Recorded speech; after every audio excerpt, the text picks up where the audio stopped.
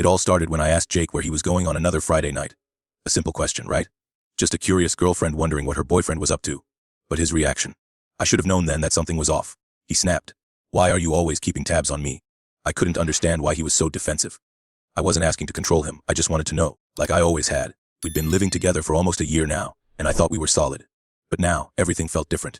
The late nights, the new outfits, the constant excuses. I started noticing things I had missed before, like the faint smell of expensive perfume lingering on his shirts when he came home, or the way he always forgot his phone at work on weekends. I tried to shake off the feeling that I was being paranoid.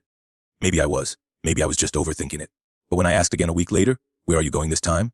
And he told me, out with friends. It didn't sit right. He was so quick to get angry, to make it about me. I was starting to wonder, what was he hiding? That night, I did something I had never done before. I installed a tracker on his phone. I knew it was wrong, but I couldn't ignore the nagging feeling anymore. What I found shattered everything. Every Friday and Saturday night, his car was parked at the same address, a coworker's apartment. Nathan, the one guy he always mentioned when we talked about work.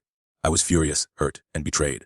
I couldn't keep pretending I didn't know. The ultimatum she'd given me, change or we're done, rang in my ears. But this time I wasn't going to back down. I was done pretending too. The days after I discovered the truth felt like I was trapped in a whirlwind. I didn't know how to process everything at once. For days I went through the motions. Getting up, going to work, acting normal around Jake. But inside, I was anything but normal. My mind kept replaying those late nights, his defensiveness, the scent of another woman's perfume that still lingered on his shirts. I couldn't ignore the glaring truth anymore. The man I loved was lying to me. I spent the following weekend alone, replaying every moment in my head. I sat on the couch, scrolling through his location, trying to understand how I had been so blind for so long. Nathan's apartment became a constant on my tracker, and I couldn't deny it any longer. I wasn't just overthinking things. Jake had been spending his weekends with someone else, lying to me every step of the way. I was furious, but at the same time I felt numb. I wanted to confront him immediately, demand answers. But something in me knew that wouldn't work. I needed a plan. I needed him to see that I wasn't going to let him get away with this.